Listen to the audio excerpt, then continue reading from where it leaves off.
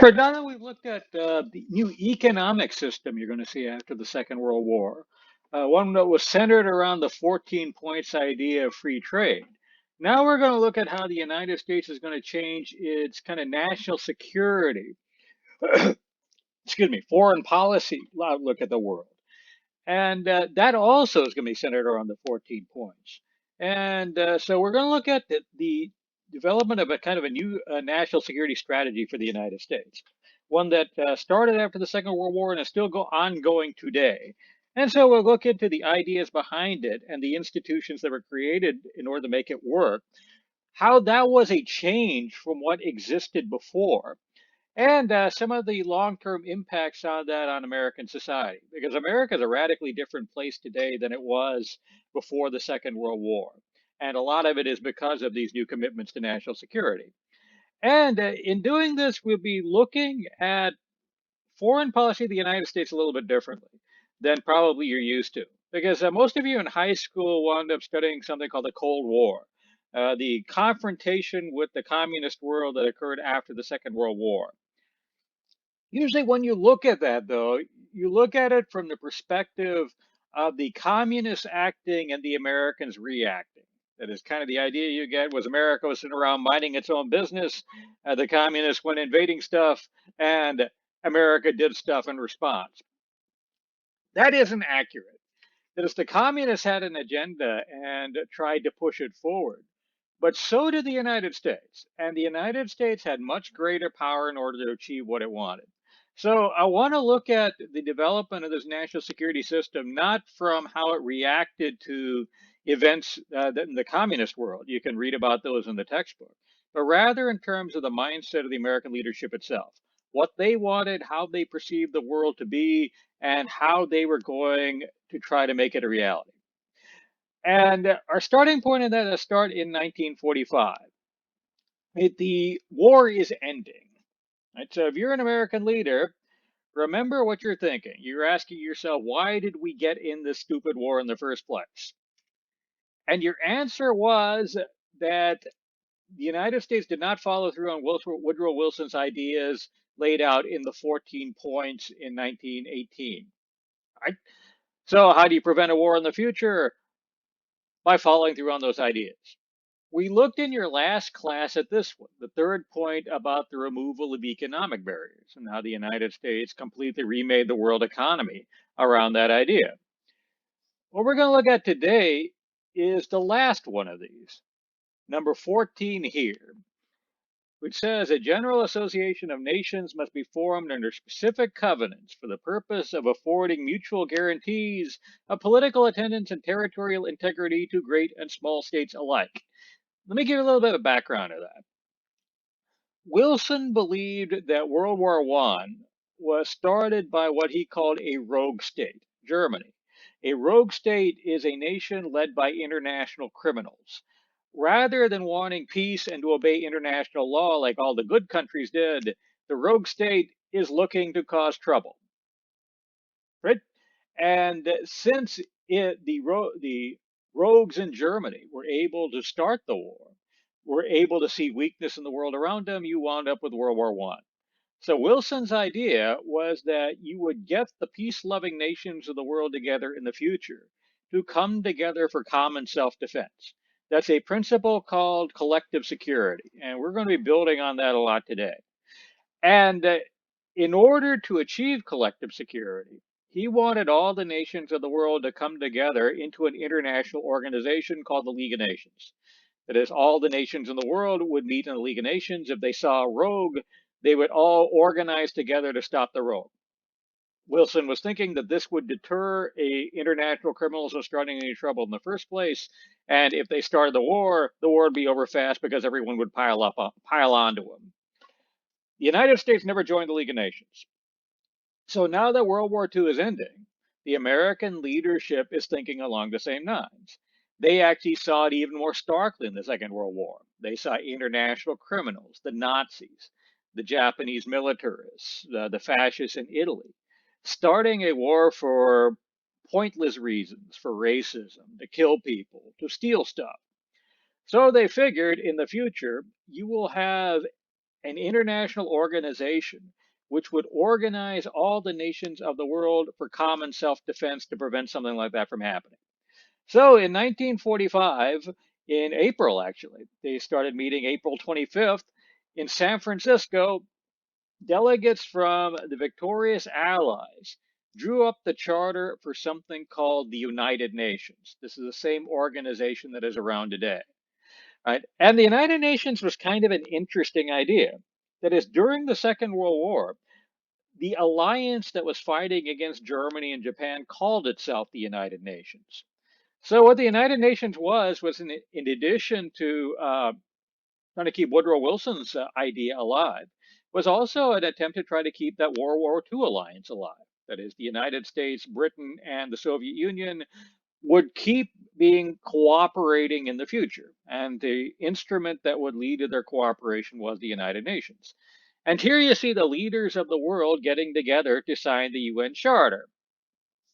At the desk here are the leaders of the four big nations that led the alliance during World War II: the Soviet Union, the United States, Britain, and France. France actually was not a big leader, but the British wanted to let them get the idea that they were.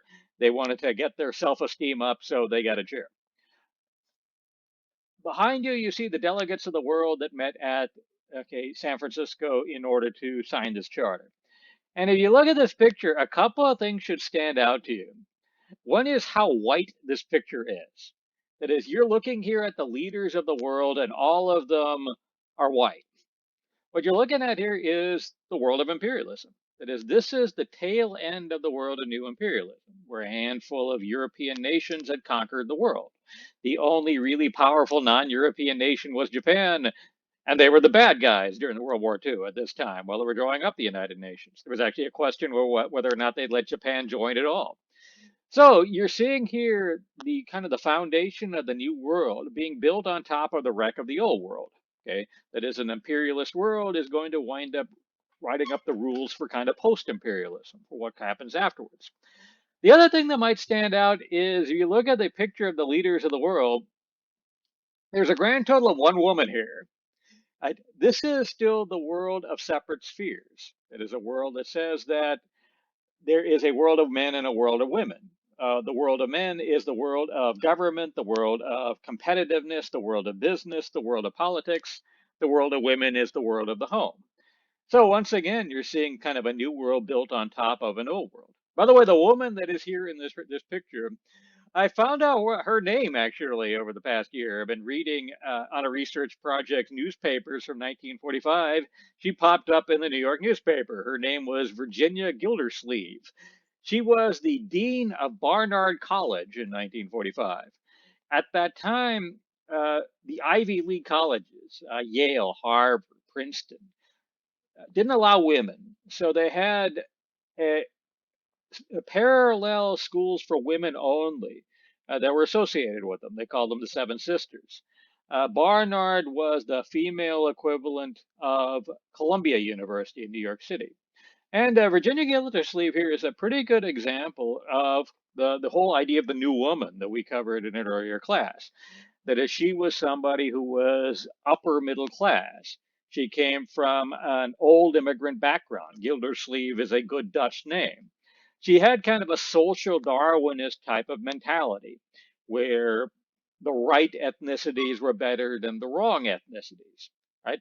And she was somebody who was always involved in social reforms and peace movements, things that were acceptable for women. She lived in a women's only world, Barnard College, and she spent the bulk of her life with a female companion.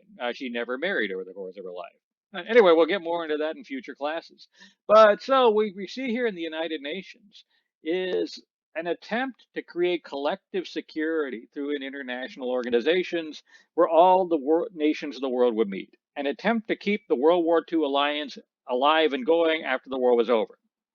The United Nations was created, it is still around today. And we have spent the last 75 years ignoring it. Right? Why did the United States go to all the trouble of creating the United Nations and then blow it off? Well, the principle behind the United Nations comes into conflict with another big principle of the leaders of America this time. And that is the unstated idea in the 14 points. We mentioned that when we were going over the 14 points in contrast to communism and fascism. And that is that the idea behind Wilson and the 14 points is that the way America worked was fundamentally good. That is, American values, democracy, free enterprise, private property, freedom of religion, individual rights. All of those were good things, right? And that they should be the foundation for how the world works with each other. And that inherently anybody who is opposed to those values, any radical movement, is bad, that they are the next rogue that is going to start the next war. Sitting at this table, you're going to see a delegate from the Soviet Union. The Soviet Union, remember, is centered around the ideals of communism. That is, they say that private property is bad, it is the root of all evil.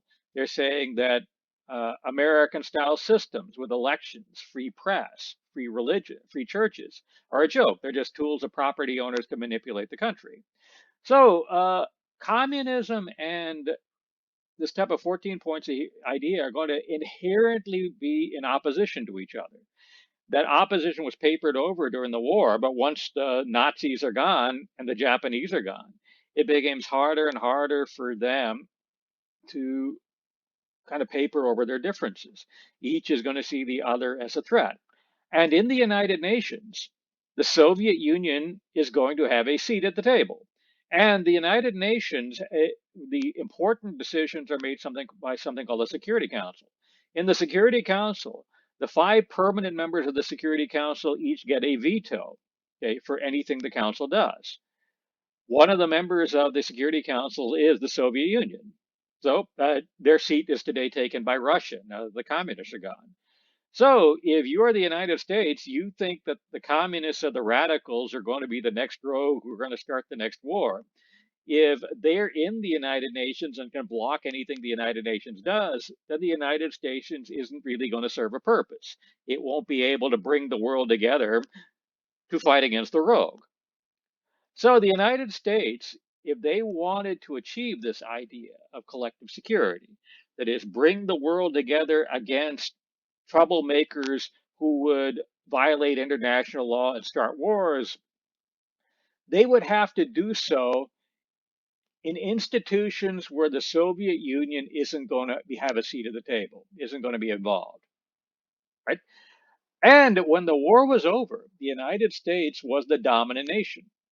Half of the world's industrial production was in the United States. The American military dominated the world. And in the United Nations, every nation gets an equal vote. Right? So if you're the United States, the United Nations is like Lilliput and you're Gulliver. It's just a bunch of little people trying to keep you down. So if you're the United States, you're the leadership, especially as you get past kind of the euphoria of the end of the war, April of 1945, and you get towards the fall of 1945, the spring of 1946. An American leader is going to say, we need collective security through American dominated institutions, where America is going to be the leader and where radicals like the communists are not going to be in. Right? So, how the United States achieved this is through a series of American led alliances. The first of these was the North Atlantic Treaty Organization that was created by the North Atlantic Treaty in 1949. The North Atlantic Treaty united all of these nations here in blue into an organization designed for common self-defense. That, as the NATO Charter says, that an attack on one nation is an attack on them all. So if you're one of these nations here in blue, who do you think is going to be attacking you? How about this big country here in red that is pointed like a dagger straight into your heart? What is this country here in red? The Soviet Union. These countries over here are the nations that they were occupying at the end of World War II. They wound up putting them into a communist organization called the Warsaw Pact. Right? So the United States, through these alliances, is going to have non-communist nations pulled together for collective self-defense. And these nations are going to be led by the United States. For example, if you have a military background, NATO is still around today. The official language of the NATO alliance is English. Right? NATO has certain munitions requirements. That is, they have to use certain equipment so that you can have interchangeable equipment between the various armies. The standards they use are American standards.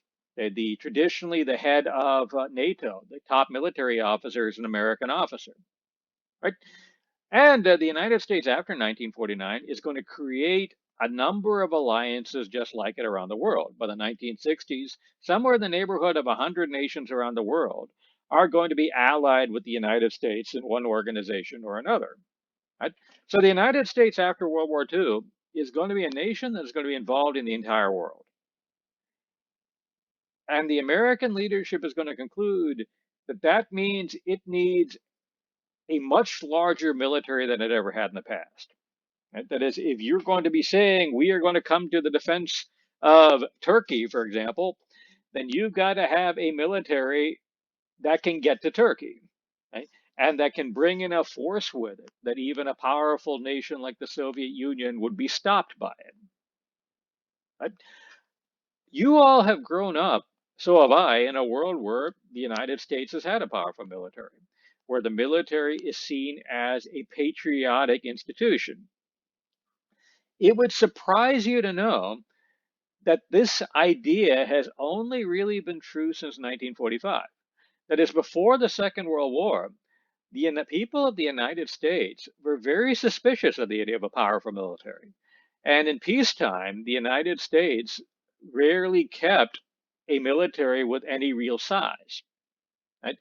That idea goes all the way back to the American Revolution. That is, if you look at the Declaration of Independence, a lot of the basic grievances that the Americans had against the British was that the British kept a professional military in peacetime.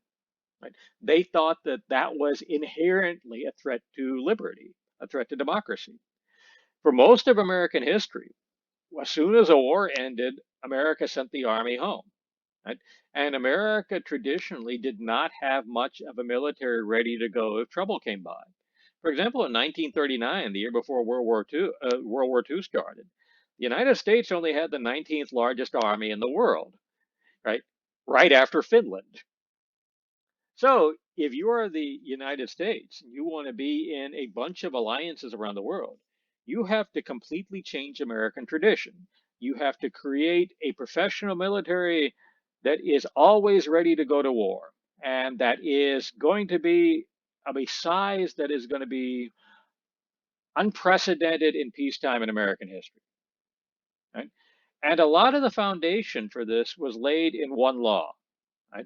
The National Security Act of 1947. But even before that, the United States leadership was looking in that direction. For example, I've been reading newspapers from 1945 while the war was ending. You're seeing in their articles from military leaders saying, we want to keep the draft once the war is over. That is, they instituted conscription in 1940, and they planned on keeping it in peacetime afterwards. And they actually did have a peacetime draft right up until the 1970s. They planned on keeping the American military much larger than it had ever been before, and they planned on having bases around the world even after the war ended. So there was talk of this even as early as 1945. But the institutions in order to make it were laid out in a law called the National Security Act of 1947. The National Security Act of 1947 created several institutions designed to keep a large American professional military that can be engaged in alliances throughout the world. The first thing it created was a new super bureaucracy called the Department of Defense.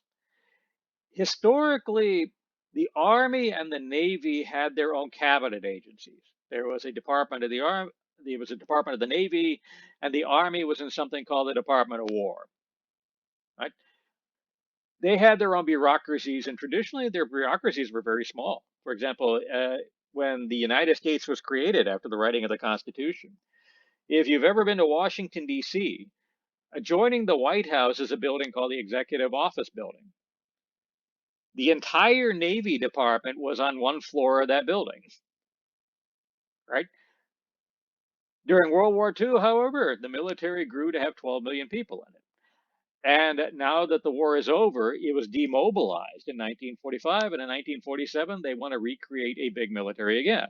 So they decided, in order to coordinate the war effort, the defense effort, they are going to combine the Army and Navy into a big bureaucracy, one that will have a lot of people permanently working in order to coordinate American military efforts if they're ever needed anywhere.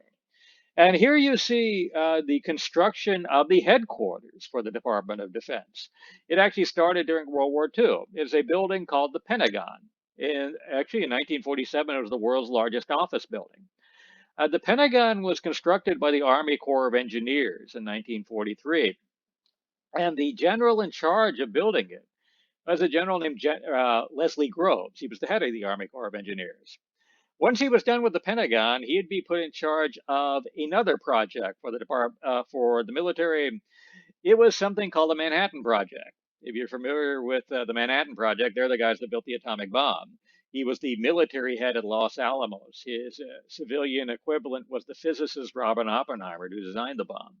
So anyway, you have the National Security Act creating a bureaucracy to coordinate a large military. The National Security Act also created a new agency for the military, the U.S. Air Force. During World War II, the Air Force was part of the U.S. Army. Right? 1947, though, the National Security Act separated it out and made it into a separate agency. Why did they do that? Because the American leaders of 1947 thought the Air Force was going to be the primary means of American security. Right? They believed that because they ended World War II with a bang. That is, if when World War II ended, the United States had the exclusive monopoly on the atomic bomb. That still was true in 1947. And American military leaders believed that that monopoly on the atomic bomb would last for a while. Most estimates said about 10 years. Leslie Groves, the guy who headed up the Manhattan Project, thought the Soviets wouldn't get an atomic bomb for 20 years. So the American military leadership thought that, and national security leadership in general, the politicians and the military, believed that the atomic bomb would allow the United States to project power on the cheap. That is, that rather than building up a huge army, having a big navy, if you have some bombers with some atomic bombs in it, they could go anywhere and send a message. By the way, one thing I did not notice when I got this picture was that some artist took this picture of the mushroom cloud and turned it into a clown. I, once a student told me that, I figured, it's pretty funny, so I kept it. Clowns are inherently scary, and so are atomic bombs. Right? So the United States had a monopoly on atomic bombs, and the Air Force would be the service that would deliver them. So it stands to reason that the Air Force, if you think you can defend yourself through atomic weapons, that the Air Force is going to be your primary means of defense. But also another factor played in to their reliance on the Air Force. And that's something you would be familiar with if any of you ever have any family experiences with the Air Force. That is, usually when I do a class, at least a couple of students grew up in Air Force families. That is, one parent or the other was in the Air Force, or they were members themselves.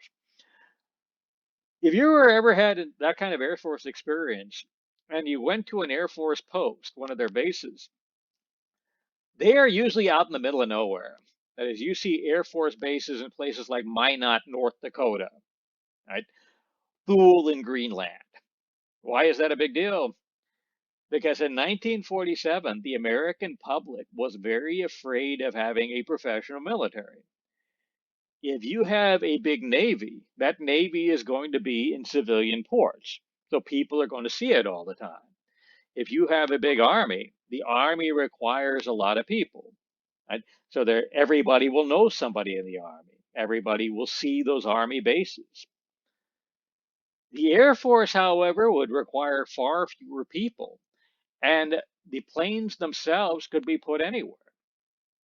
So essentially, they were out of sight, out of mind. They figured that an Air Force would generate much less political opposition, okay, from the American public than having a big army or a big navy would. Right? So you have the National Security Act creating the Department of Defense to coordinate the American military. They're creating the Air Force as the central pillar of American defense. And they also spent a lot of effort in the National Security Act to create intelligence agencies. One of the things they created was the Central Intelligence Agency, the world's most famous spy organization. The CIA sent spies out into the world to gather intelligence. The National Security Act also created something called the National Security Agency. The National Security Agency is another spy agency. I could tell you what they do, but then I'd have to kill you. That's a little NSA humor. As the NSA does not like publicity, unlike the CIA. How they basically were different was the CIA would do human intelligence. They would send out spies. Well, the NSA concentrated on signal intelligence. That is, that they monitored things like radio communications, telephones. They would send submarines out to the undersea telegraph and telephone cables and tap into them and listen in on the conversations. Right? Ultimately, the United States is going to create about 14 separate intelligence agencies. Right? Why would they think of intelligence as so important? Well, they're going to have alliances all over the world. And if you've got alliances all over the world, you got to know what's going on all over the world. And you've got to gather information. Okay, information is power. And the intelligence agencies are actually kind of interesting. One of the things that was always secret about the intelligence agencies was how much money was actually spent on them. That is, Congress wrote up a budget for it, but only the relevant committees, the Intelligence Committee, got to see what the budget was. It was called a black budget. You just got a line item and you had to sign it. So most Americans did not know how much the United States actually spent on intelligence until a guy named Edward Snowden came along. Snowden was a contractor for the National Security Agency. And in 2009, he stole a lot of their documents and put them on WikiLeaks. One of the documents that he released was actually the budget of the intelligence services. So you get to find out how much was actually spent on it. You know how much the United States in 2009 spent on intelligence? It came out to $70 billion. By contrast, the entire Chinese defense budget in 2009 was $100 billion. America spent almost as much money spying on China as China spent on doing anything, right? So intelligence is going to be a big deal, and the fundamental agencies that are going to be doing the intelligence, gathering the information, are created in the National Security Agency. The National Security Agency also, National Security Act, sorry, also created something called the National Security Council. They headed up by an official called the National Security Advisor. Right? Let me give you the reasoning behind this. Say you are President Trump. You're sitting in your office. You have soldiers out in the field throughout the world. That is, you've got a military of 2 million people in it. Right? They are sending reports up their chain of command. The chain of command stops with you. Right? You have ambassadors in countries throughout the world. They're sending reports up their chain of command. The chain of command stops with you. You've got spies all over the world. They're sending reports up their chain of command. The chain of command stops with you. So, can that information get overwhelming? Right? Because after all, if you have a class will bitch about reading two books and listening into about a half a dozen, a few hour classes. Imagine having to read stuff that was coming in from all over the world. You would have hundreds of pages coming in every day. And that hundreds of pages is going to be so edited that it's going to leave out a lot of leave out a lot of details. Right? Like I had a friend of mine when I was teaching at Prairie View. That was my first job. He was the ROTC guy there. Before that, he was a civil affairs officer in Bosnia. So what he would do is he'd get orders like go out into some village in Bosnia and rebuild the economy. So every week he would write a 20-page report on what he did and send it up to his boss. That boss would read all his 20-page reports from my friend and his equivalents, make his own 20-page report, send it to his boss, and so on up the chain. By the time it got to the president, maybe one sentence out of my friend's original report might be in the president's report. Okay? So you're the president. You're getting information which isn't all that detailed compared to what your underlings are getting. And it's still overwhelming. So how can you process it all? What the National Security Act did was it decided to give you some help. It created a National Security Council of the heads of the relevant agencies, the Secretary of State, Secretary of Defense, the Secretary of the Treasury, right? So on and so forth. And they would come together to meet to basically talk about what was important and set priorities. The president, the vice president would be there too. And they would be coordinated by a national security advisor who would keep track of all this information and all these personalities so the president wouldn't have to be on top of everything all the time. Right? Initially, the national security advisor was considered an informal position. The first national security advisor only had a staff of 7 people helping him. Today, the National Security Advisor is a celebrity position. For example, Condoleezza Rice was the National Security Advisor under George W. Bush. She was one of the big celebrities in the government.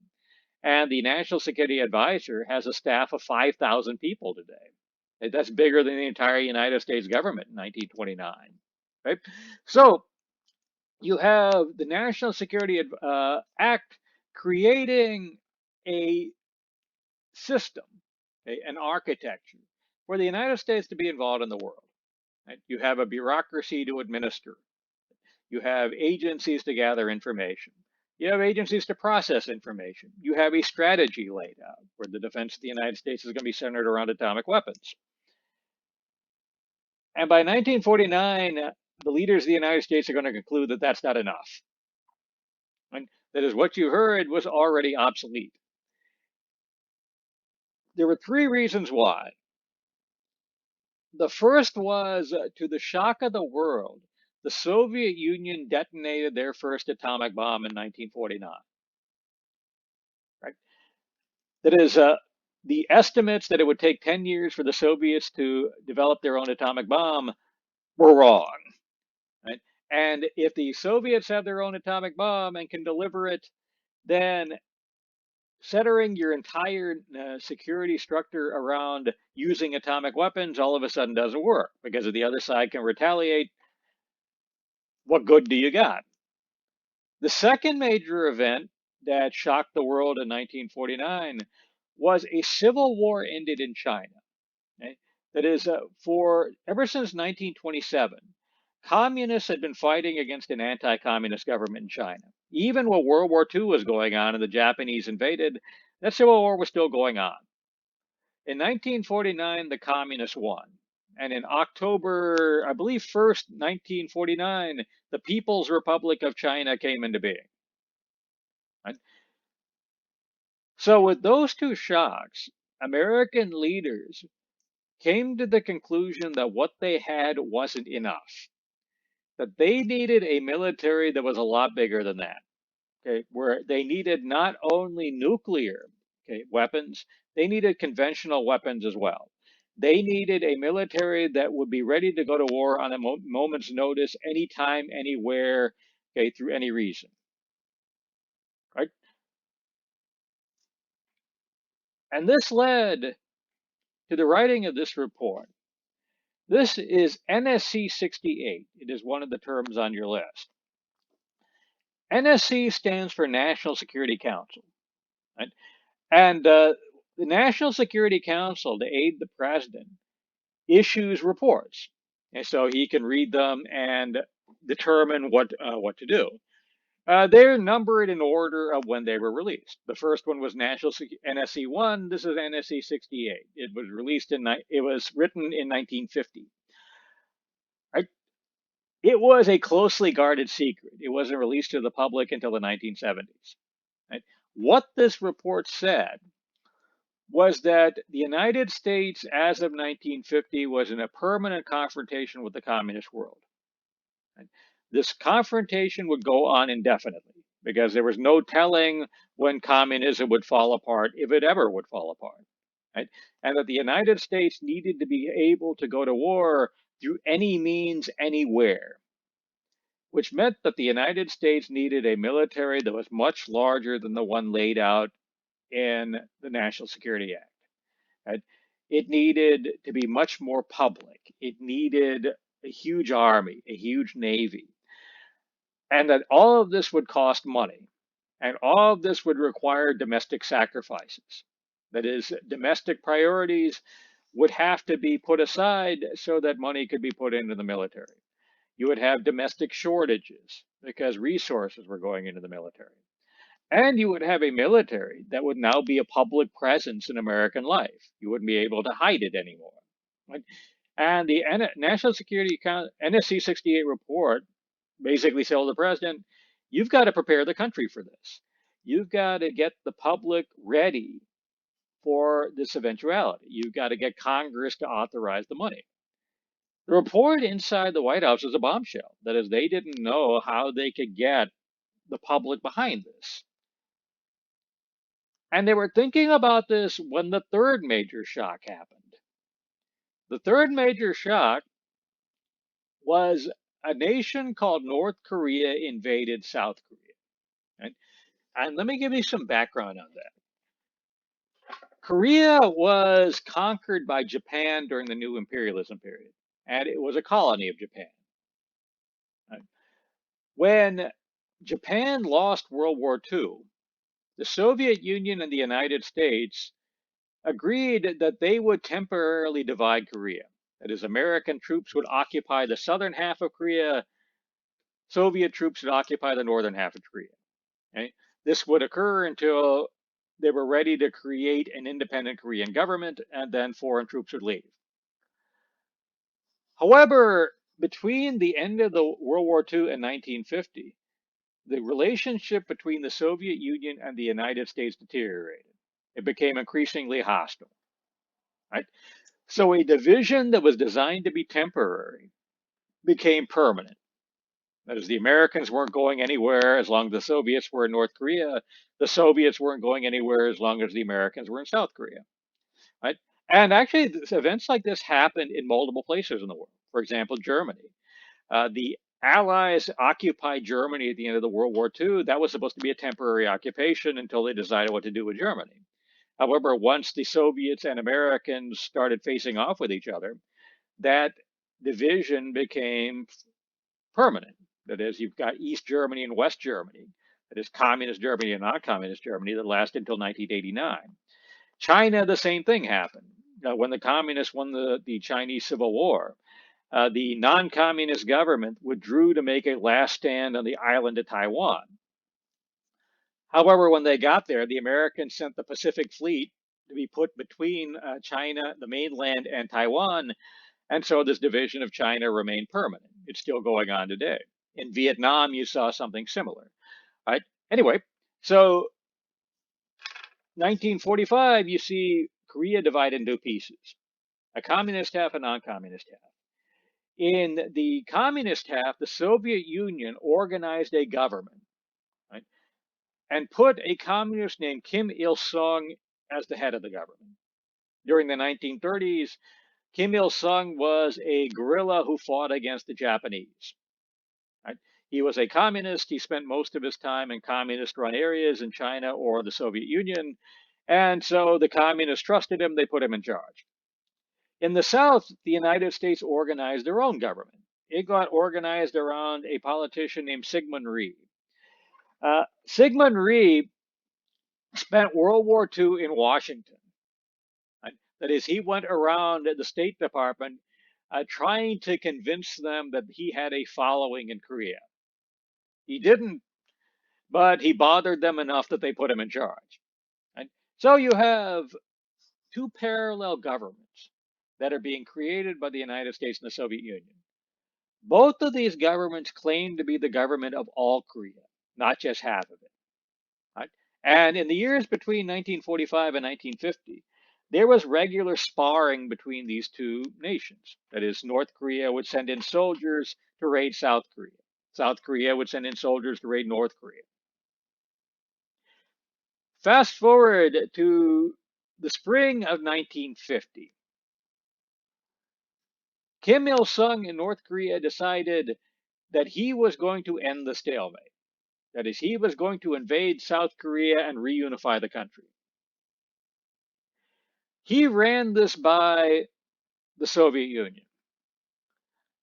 Stalin was not that enthusiastic. That is, he thought that this plan sounded risky. And Stalin was inherently somebody who was cautious. He figured that as long as the Soviet Union survived, they would win the eventual conflict with the Americans, so there was no particular hurry in doing it. However, eventually Kim Il sung wore him down, and Stalin said, okay, you can invade South Korea, but if the Americans come in and it gets bad, you're on your own. So Kim Il sung in the summer of 1950 sent the entire North Korean army into South Korea. By the time you get to September, the North Korean army is all the way here. And the South Korean government only controls a small portion of Korea. When this invasion happened, the United States went to the United Nations, to the UN Security Council. And at the United Nations, the United States said North Korea was a rogue state. They were a country run by international criminals. They had launched a war of aggression against a defensive neighbor, South Korea. Right?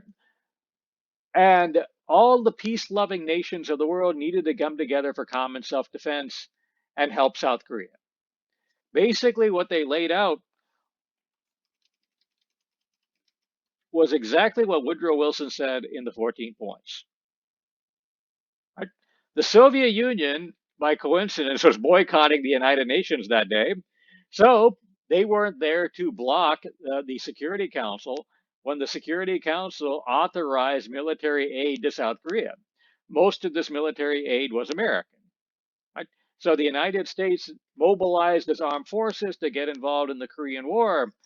This Korean War went on for 3 years. And when it ended, the United States had a military that was large. It just never sent it home. Right?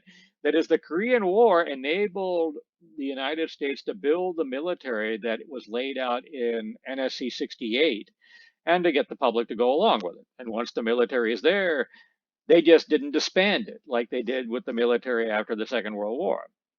That's why if you go on the interwebs, a lot of conspiracy nuts like to look at the Korean War and say that the Americans started the Korean War in order to get this NSC 68 plan put into effect. That actually isn't true. Historians have looked at this, particularly a historian named Bruce Thompson. He's the leading scholar on the Korean War. He looked at documents in China, in Russia, in the United States, and it's pretty clear that the Korean War started because Kim Il sung wanted to start it. That is, that nobody else was telling him what to do, right? He made the first move. But Koreas are like streetcars. That is, if you've got a confrontation with the communists everywhere, you figure sooner or later a fight is going to break out. All you've got to do is wait, and then you can use that fight in order to be able to get what you want. Similar to what we looked at with the Germans with the assassination of the Archduke in 1914. They didn't kill the Archduke, but they were ready for something like that to happen so that they could get the war they wanted. Right? So, if you are the United States, you want to create a professional military that's going to be around permanently. Korea gives you the opportunity to do it, and you do. By the way, one other thing about Korea, a couple of other things about Korea, are neither here nor there dealing with your essay topic, but I think they're interesting. One is what exactly did the United States know about the North Korean invasion of South Korea? Right? Because there is a little bit more going on than I think is commonly known. The U.S. embassy in the Soviet Union was infiltrated by a couple of communist spies. Okay? One of them was an army sergeant who had a Russian girlfriend. The Russian girlfriend was associated with Soviet intelligence. So they were able to use her in order to be able to get a lot of information out of the embassy. One of the information they got was in 1949.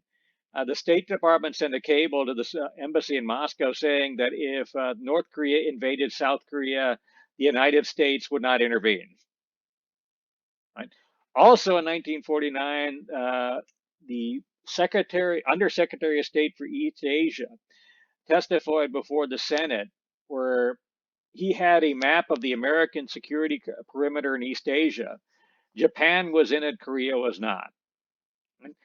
So if the United States, say, had an idea that they had spies in their embassy in Moscow, possibly you can make the argument that although they weren't starting the Korean War, they were kind of egging on the communists to try to make a move there because they wanted the communists to make a move somewhere so that they could institute the NSC 68 plan. Whether that's true or not, we don't know. Probably we never will.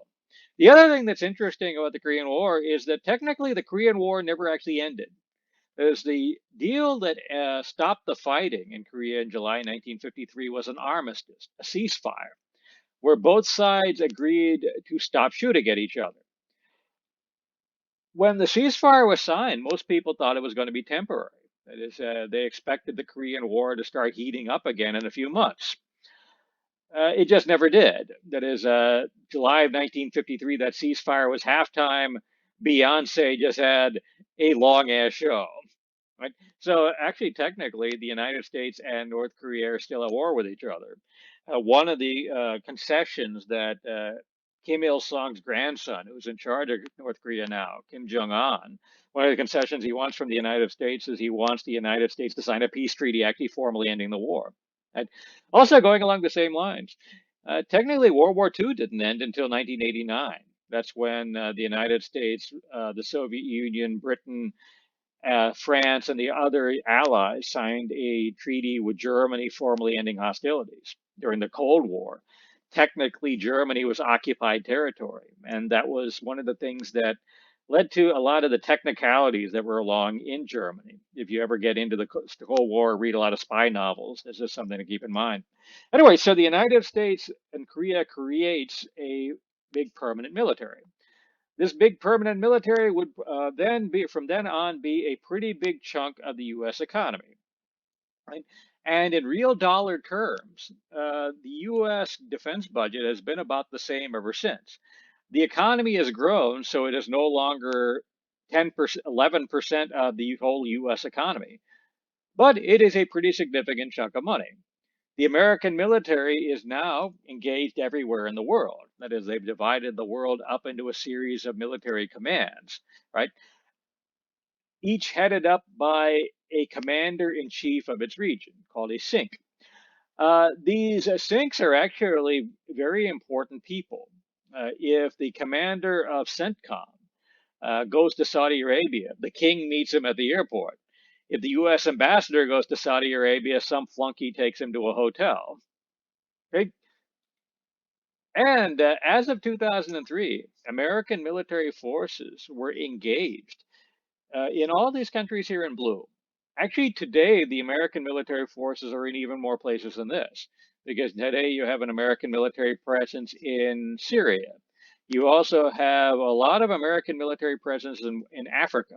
I've talked to a number of students who have been engaged in West Africa. They're chasing over Al Qaeda affiliates in West Africa. Right? And the United States spends a lot of money on the military. The total U.S. military budget today is somewhere in the neighborhood of $700 billion, which is about as much as the rest of the world combined spends on military spending. That is, America has about 40% of the world's military spending. If you add America's NATO allies and Japan America and its allies spend about two-thirds of the world's military spending.